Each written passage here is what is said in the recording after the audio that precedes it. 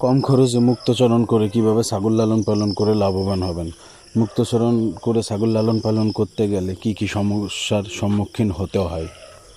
সম্মানিত ভিউয়ার্স, আসসালামু আলাইকুম। আশা করি সবাই ভালো আছেন। আলহামদুলিল্লাহ আমিও ভালো আছি। আপনাদের জন্য আরও একটি নতুন ভিডিও নিয়ে আসলাম। আর এই ভিডিওতে আপনাদেরকে বলার চেষ্টা করব কিভাবে আপনারা মুক্তচরণ করে কম খরচে আপনারা ছাগল লালন পালন করে লাভবান হতে পারেন এবং একজন খামারি হতে পারেন। সম্পূর্ণ ভিডিওটা দেখলে আশা করি বুঝতে পারবেন এবং ভালো লাগবে। আমার চ্যানেলে যারা নতুন, অবশ্যই আমার চ্যানেলটি সাবস্ক্রাইব করে বেল আইকনটি বাজিয়ে দিবেন এবং ছাগল লালন পালন পরিচর্যা সম্পর্কে যদি কোনো তথ্য জানার থাকে অবশ্যই আমাকে কমেন্ট করবেন। ইনশাআল্লাহ আপনাদের কমেন্ট ধরে উত্তর দেওয়ার চেষ্টা করব। দেখেন, আমি একজন প্রান্তিক খামারি। যখন আমি ছাগলের খামার শুরু করি তখন কিন্তু আমার মুক্তচরণ করেই কিন্তু আমি ছাগল লালন পালন করতাম। কারণ আমার খামার শুরু মাত্র 3টা ছাগল দিয়ে। প্রথমে আমি একটা ছাগল কিনি, তারপরে আমি আরও 2টা ছাগল কিনি। তো 3টা ছাগল দিয়েই আসলে খামারের যাত্রা শুরু করি।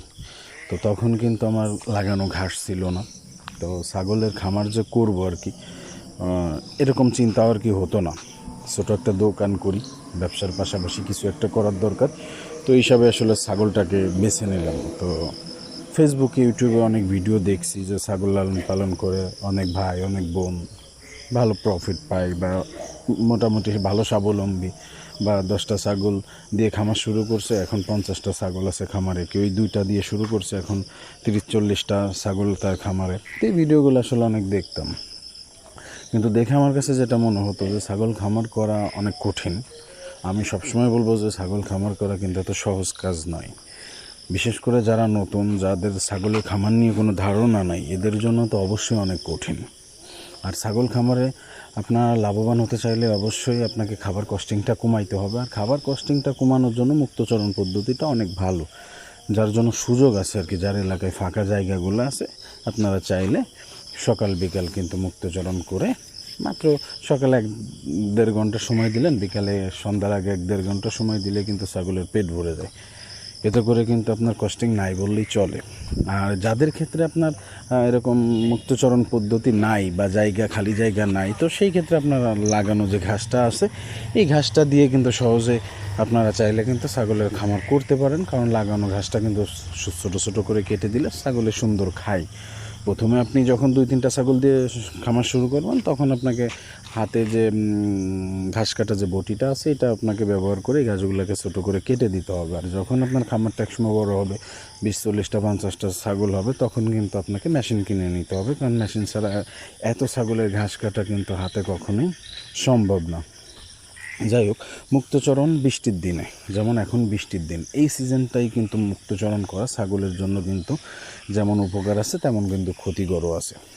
উপকারের দিকটা বলি, যে আপনার খাবার কস্টিংটা কম হলো, যে আপনি মাঠ থেকে যদি খাওয়াই নিয়ে আসতে পারেন নানা রকম ঘাসপালা, তো সেই ক্ষেত্রে আপনার দানাদার কস্টিংটা কমে যাবে। নানা রকম ঘাস খাবে, আর নানান রকম ঘাসে নানান রকম প্রোটিন থাকবে ঘাসে। তো এই প্রোটিনগুলো কিন্তু এক এক রকম কাজে লাগবে। বিশেষ করে মা ছাগলগুলোর জন্য কিন্তু অনেক কাজে লাগবে, যে ছাগলগুলো আসলে বাচ্চা দিয়ে থাকে। আর উপকার হচ্ছে যে আপনার ছাগলগুলো হাঁটলো, চলাফেরা করতে পারলো, শরীরটা সারবে এবং লিভার ভালো থাকবে। আর মুক্তচরণ করলে যে আরও যে উপকারিতা হবে, যে আপনার টোটালি খাবার কস্টিংটা নাই বললেই চলে। শুধু আপনাকে সময় দিতে হবে, সকালে 1 থেকে 1.5 ঘন্টা এবং বিকালে 1 থেকে 1.5 ঘন্টা। আর যদি আপনার জায়গা না থাকে, তো সেই ক্ষেত্রে অবশ্যই আপনাকে ঘাস চাষ করে আপনি ছাগল লালন পালন করতে পারবেন। এখন মুক্তচরণ করে বৃষ্টির দিনে কি ক্ষতি হইতে পারে আপনাদেরকে একটু সাবধানতা করতে চাই, যে ভুলের কারণে কিন্তু আপনার খামারের সব ছাগলও মারা যাইতে পারে। বিশেষ করে পর্যাপ্ত বৃষ্টির কারণে ঘাসে বিষক্রিয়া হয়। মাঠে যে পানিযুক্ত যে ঘাসটা, যে উপরে ঘাস নিচে পানি জমে থাকে, এমন ঘাসগুলোই কিন্তু বিষক্রিয়া হয়। তো আমাদেরকে এই সাবধানতা অবলম্বন করতে হবে, যে চেষ্টা করতে হবে যে যেখানে পানি বেঁধে আছে এমন জায়গার ঘাস না খাওয়ানোটাই ভালো। শুকনো জায়গার মোটামুটি কাদা হইলে সমস্যা নেই, কিন্তু অনেক পানি, দেখা গেছে পানির উপর অনেক ঘাস থাকে, লতাপাতা থাকে। বিশেষ করে এই লতাপাতা ঘাসগুলো আপনি যদি কেটে নিয়ে আসতে পারেন, কেটে আনার পরে ঘাসটাকে আজকে কাটলেন বা একদিন আপনি ঘাসগুলোকে রেস্ট করালেন, তো সেই ক্ষেত্রে কিন্তু সমস্যা হবে না। সেই ক্ষেত্রে কিন্তু একদিন পরে কিন্তু আপনি যখন ঘাসগুলোকে দেবেন, ওই ঘাসগুলোতে কিন্তু সমস্যা নেই। কিন্তু রানিং এই ঘাসগুলো খাওয়াইলে যে সমস্যাটা হয়, অনেক সময় কিন্তু বিষক্রিয়া হয়, আর বিষক্রিয়া হওয়ার কারণে কিন্তু অনেক সময় ছাগল কিন্তু মারাও যেতে পারে। আপনি কিন্তু সময়ও পাবেন না, কেননা গরু কিন্তু সময় দেয়। গরু অসুস্থ হইলে, গ্যাস ফার্ম হইলে সময় দেয়। ছাগল এমন একটা প্রাণী যে আপনার রাত্রে গ্যাস ফার্ম হয়েছে, আপনার সকাল হতে হতেই কিন্তু মারা যাবে পেট ফুলে। এটা কিন্তু আপনার ট্রিটমেন্টের সুযোগ দিবে না। তো এই জন্য আপনাদেরকে অবশ্যই সাবধানতা অবলম্বন করতে হবে, যাতে করে ভুল করে যে মুক্তচরণ করতে যায় যেন নিজের ক্ষতি না হয়। আর আপনারা ছাগলের খাবারের সঙ্গে, পানির সঙ্গে বাজারে খাইস সোটা যেটা বলে, খাবার সোটা, এই সোডাটা রাখবেন একটা ছাগলের জন্য 3 থেকে 4 চামচ, বড় ছাগল হইলে আর নর্মালি 2 চামচ করে এটা খাবার পানির সঙ্গে দিয়ে আপনি মাঝে মাঝে ছাগলকে খাওয়াবেন। এটা খাওয়ানোর ফলে কী হবে, যে আপনার ছাগলের পেটে যে গ্যাস থাকে, এই গ্যাসটা থাকবে না এবং হজম শক্তি বৃদ্ধি পাবে। আর ছাগলকে মাঝে মাঝে অবশ্যই আপনি বাজার থেকে যে বিট লবণ আমরা বলি, এই বিট লবণটা কিনবেন এবং পরিমাণ মতো একটু একটু করে গুঁড়ো করে দানাদার খাবারের সঙ্গেও দিতে পারেন, বা আপনার পানির সঙ্গেও দিতে পারেন, বা এমনি দিলেও ছাগলের চেটে চেটে খাবে। অনেক সময় পিঙ্ক সল্ট পাওয়া যায়, পিঙ্ক সল্টটাও কিন্তু দিতে পারেন। এতে করে কিন্তু ছাগলের আসলে অনেক উপকারিতা হয়। তো আবার আসি মুক্তচরণ। আরও যে ক্ষতি হতে পারে, যখন যে বৃষ্টির সিজন, বিশেষ করে বৃষ্টির সিজনে যে কোনো সময় কিন্তু আষাঢ় মাস বৃষ্টি হয়। আর ছাগলের প্রধান যে শত্রু আমি বলতে পারি ঠান্ডা এবং বৃষ্টি। বৃষ্টি লাগলে ম্যাক্সিমাম ক্রস যে ছাগল, এই ছাগলগুলোর কিন্তু জ্বর ঠান্ডা লেগে যায়। আর জ্বর ঠান্ডা লাগলে কিন্তু পিপিআর হইতে পারে, নানা রকম রোগে আপনার ছাগলকে কিন্তু আক্রান্ত হয়ে মারা যাইতে পারে। মনে করেন আপনি দেখলেন আকাশে মেঘ নেই, আপনি ছাগলগুলোকে নিছেন, তো নেওয়ার পরে বাসা থেকে একটু বেশি দূরে গেছেন, বাসায় ফিরতে ফিরতে আপনার ছাগলগুলো বৃষ্টিতে ভিজে গেল।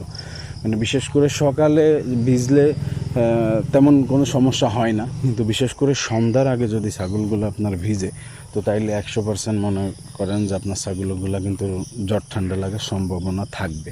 তো এই জন্য আপনাদেরকে সাবধানতা অবলম্বন করতে হবে, যে মুক্তচরণ করাইতে যায় আপনারা এই ক্ষতির সম্মুখীন যেন না হইতে হয়। বিশেষ করে এই সাবধানতা যদি আপনি অবলম্বন করতে পারেন, তাহলে কিন্তু আপনি মুক্তচরণ করে লাভবান হতে পারবেন। বাসার আশপাশ দিয়ে আপনার যদি সুযোগ থাকে, আপনার সুযোগ নেই, আপনার মাঠ মনে করেন যে আপনার বাসা থেকে অনেক দূরে, তাহলে আপনাকে যাওয়ার দরকার নেই। আপনি ওই 1 থেকে 1.5 ঘন্টা আপনি ঘাসগুলোকে সংগ্রহ করেন, আপনার বাসার আশেপাশে থেকে আপনি লতাপাতাগুলো সংগ্রহ করেন। আর আপনার যদি সুযোগ থাকে, অবশ্যই আপনি লাগানো ঘাসটাকে রাখবেন, কারণ আপনাকে লাগানো ঘাসটা ব্যাকআপ দিবে। এবং আপনি যদি ছাগলকে খড় খাওয়ানোর অভ্যাসটা করেন, তাহলে কিন্তু আপনার আরও সুযোগ বেড়ে যাবে, কারণ খড়টা দানাদারের সঙ্গে দিলে ছাগল কিন্তু অনেক সুন্দর খায়। তো আপনি একবেলা যদি খড় দিতে পারেন, একবেলা যদি লাগানো ঘাসটা দিতে পারেন, একবেলা যদি লতাপাতাটা আপনি ম্যানেজ করে দিতে পারেন, তো সেই ক্ষেত্রে কিন্তু আপনার খামারের জন্য কোনো কষ্ট হবে না। আসলেই ছাগল পালন কষ্ট, তবে কি শ্রমটাকে সঠিকভাবে যদি সঠিক সময় সঠিক শ্রম আপনি দিতে পারেন, ইনশাআল্লাহ আপনি এই সেক্টরে কিন্তু লাভবান হতে পারবেন। আর আপনি যদি কাজটাকে ভালো না বাসতে পারেন, তাহলে আপনার জন্য এই সেক্টর না। আসলে গরু ছাগলের খামার করে যারা সাফল্য পাইছে, তাদের কিন্তু একটা ভালোবাসা, এই খামারের গরু ছাগলের প্রতি কিন্তু একটা আলাদা ভালোবাসা আছে। আর এই ভালোবাসা থাকার কারণেই কিন্তু আজকে তারা কিন্তু সাফল্য পাইছে, বা সাফল্য জায়গায় কিন্তু পৌঁছাইতে পারছে।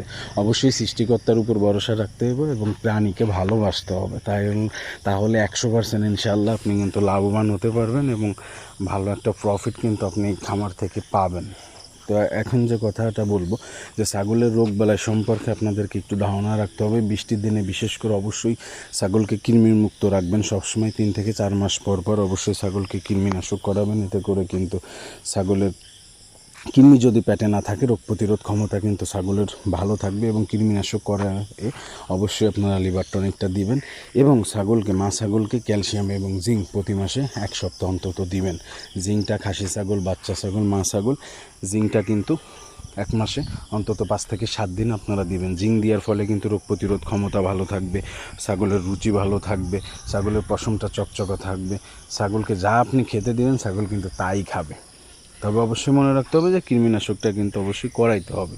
কৃমিনাশক না করাইলে কিন্তু আপনার ছাগল কিন্তু কখনোই ঠিকঠাক মতো খাবে না, এতে মোটা তাজা হবে না এবং সঠিক সময় কিন্তু মা ছাগলগুলো হিটেও আসবে না। আসলে আমরা যারা ছাগল লালন পালন করে থাকি তারা কিন্তু ধৈর্য সহকারে ছাগলের খামার করি বলেই কিন্তু আমরা লাভবান হতে পারি। তো আপনারা যারা নতুন এই সেক্টরে আসতে চাচ্ছেন বা শুরু করছেন তারা অবশ্যই এই বিষয়গুলো যদি মেনটেন করে আপনারা খামার করতে পারেন, ইনশাল্লাহ আশা করি আপনারা এই খামারে 100% লাভবান হতে পারবেন। যাই হোক, আজকের ভিডিওতে এতটুকুই। যদি ভালো লাগে অবশ্যই লাইক কমেন্ট শেয়ার করবেন। আপনাদের অনুপ্রাণিত হই। আপনাদের একটা লাইক কমেন্ট শেয়ারে আসলে খুব ভালো লাগে। আপনাদের ভালোবাসা আবদার করি যে আপনাদের ভালোবাসাটা যেন পাই। অবশ্যই আমার জন্য এবং আমার খামারের জন্য দোয়া করবেন এবং আমার চ্যানেলটি সাবস্ক্রাইব করে বেল আইকনটি বাজিয়ে দিবেন। সবাই ভালো থাকবেন। আসসালামু আলাইকুম ওয়া রাহমাতুল্লাহি ওয়া বারাকাতুহু।